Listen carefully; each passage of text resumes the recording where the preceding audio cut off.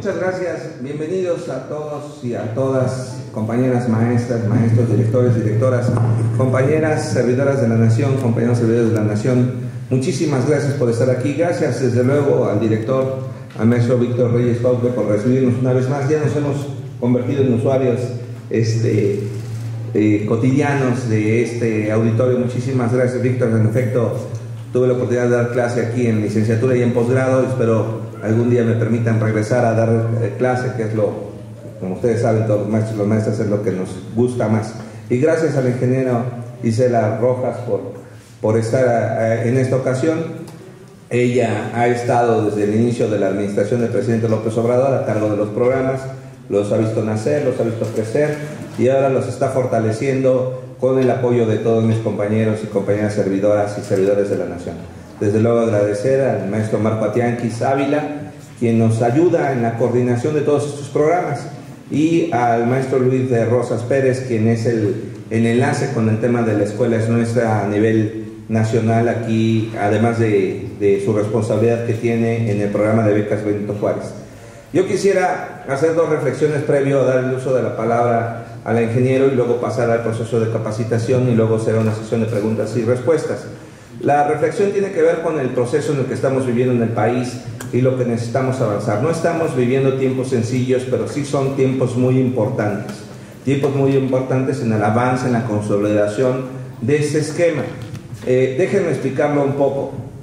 Tenemos un esquema, o estamos saliendo de un esquema por medio del cual se utilizó o se observó que las escuelas de educación básica necesitaban inversión, sí, y para infraestructura, crecimiento, equipamiento, y en administraciones anteriores se observaba que esta responsabilidad tendría que ser una responsabilidad a algo que se llamó autonomía de gestión.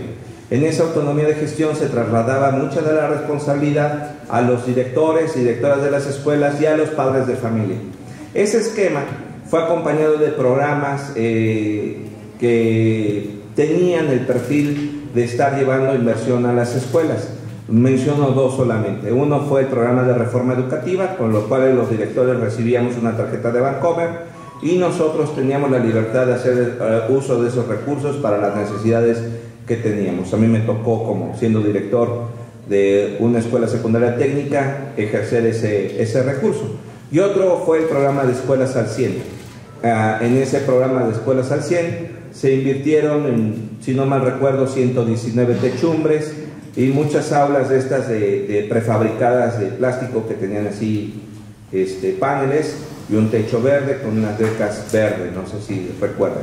Bueno, la inversión en educación en el estado de Tlaxcala tiene distintos componentes. Uno de los componentes más importantes es el FAM, o era el FAM, que es el Fondo de Aportaciones Múltiples. Para el gobierno del estado el año pasado significó recibir 170 millones de pesos, pero en realidad solo ejercimos 108 millones de pesos. Y ustedes se preguntarán, ¿y dónde quedaron los otros 62 millones? La misma pregunta me hice yo en el 2022, porque ya aquí el maestro Marco Atianquis había hecho la programación del ejercicio de 170 millones de pesos para beneficiar, no recuerdo, cerca de 200 escuelas, algo así, ¿no? Y resultó que tuvimos que descontar 62 millones y al final solo beneficiamos a 137 escuelas, si no me recuerdo. Y entonces, pues francamente sí, como dijeran en mi pueblo, déjenme platicarlo de manera coloquial, como dijera mi sobrinito, pues me enojé, ¿no?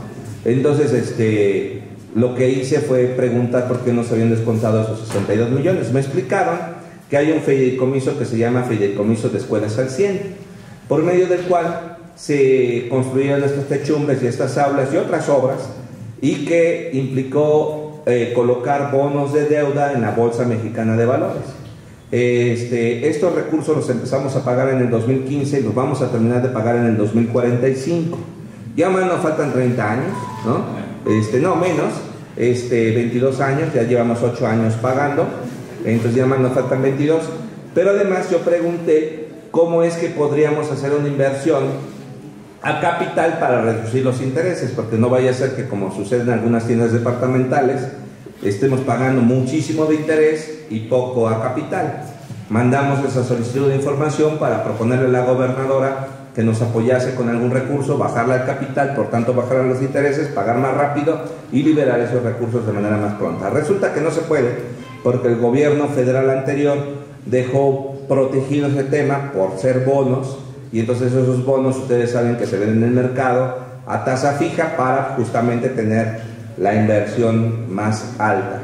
Pero además esa información la vamos a tener pública, quedó protegida en la administración federal anterior y nos vamos a enterar hasta el 2060 cómo es que se aplicaron esos recursos.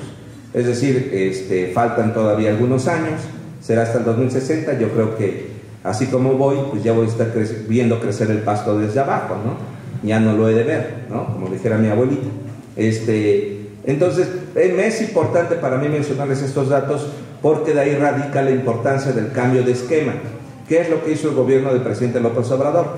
Cambiar esos esquemas por recursos directos a las escuelas.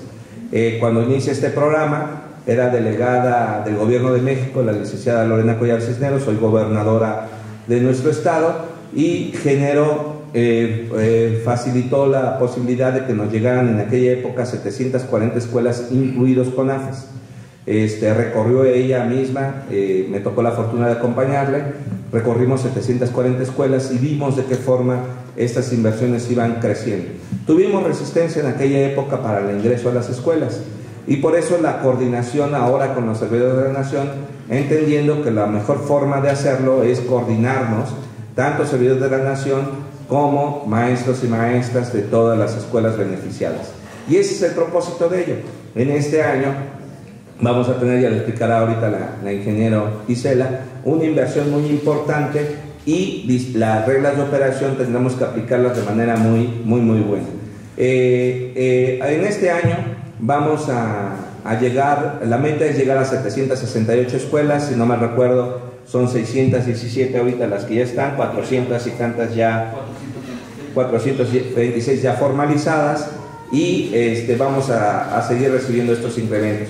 Pero además, la gobernadora creó el programa que se denomina la Escuela Tlaxcalteca, ¿no? El año pasado fue la escuela de las y los tlaxcaltecas y comités de apoyos a padres de familia. Ahorita nuestro Marco Atienques va a explicar estas inversiones.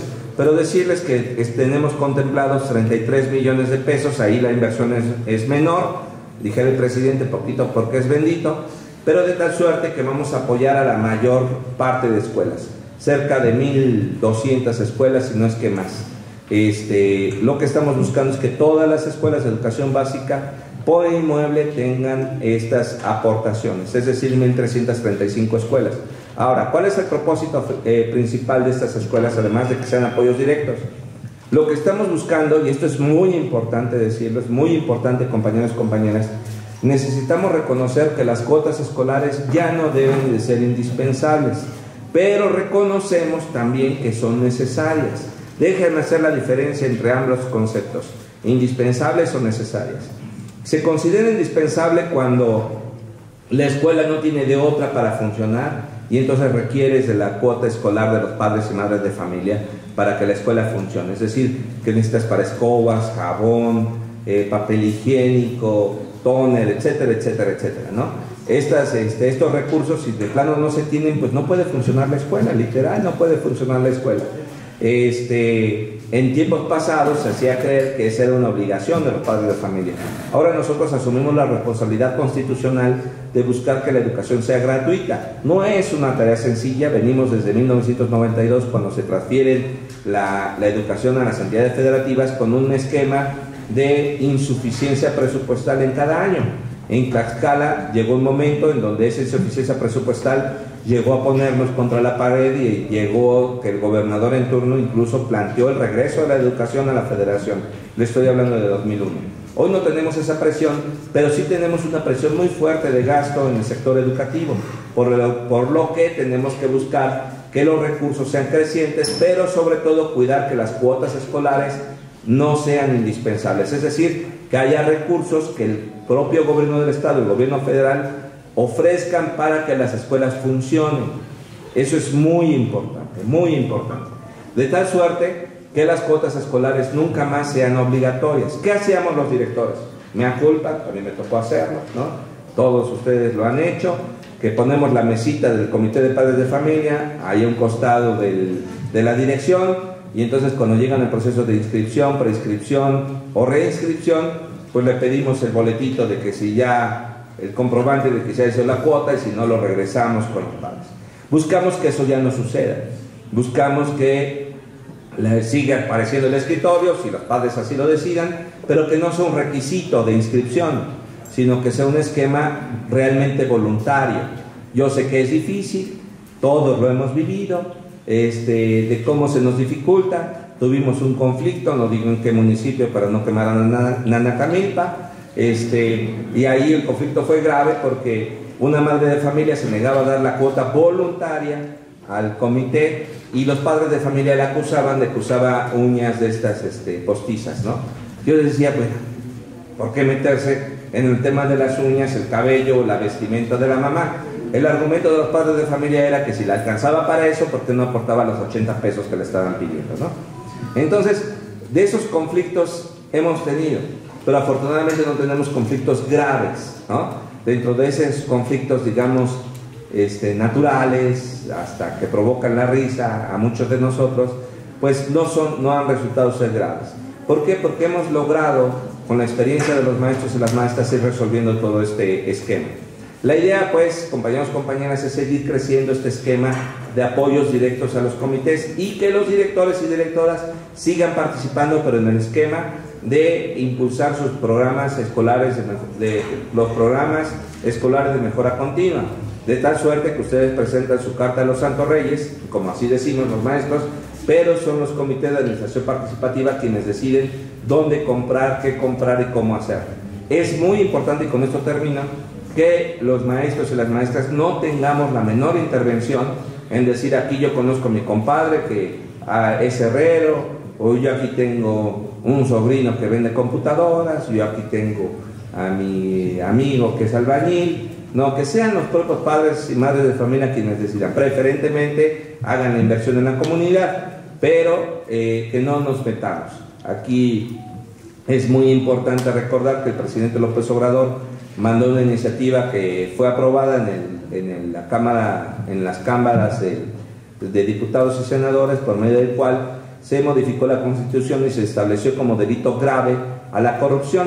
¿Y quién comete corrupción? Solamente los servidores públicos, desde un compañero de intendencia hasta el mismo presidente de la República. Todos, independientemente de la modalidad de contratación, sean horarios, confianza o de base, todos estamos sujetos a esta Ley General de Responsabilidades Administrativas que se aprobó en el 2016, pero digamos que con dientes de leche. Ahora tiene colmillos y dientes duros, afilados, como si fueran de vampiro, ¿no? Entonces necesitamos tener mucho cuidado, quienes somos servidores públicos, de no meternos en las decisiones de los comités para que sean ellos quienes decidan. Pues muchísimas gracias y perdón por el tiempo, creo que ya me extendí. Gracias.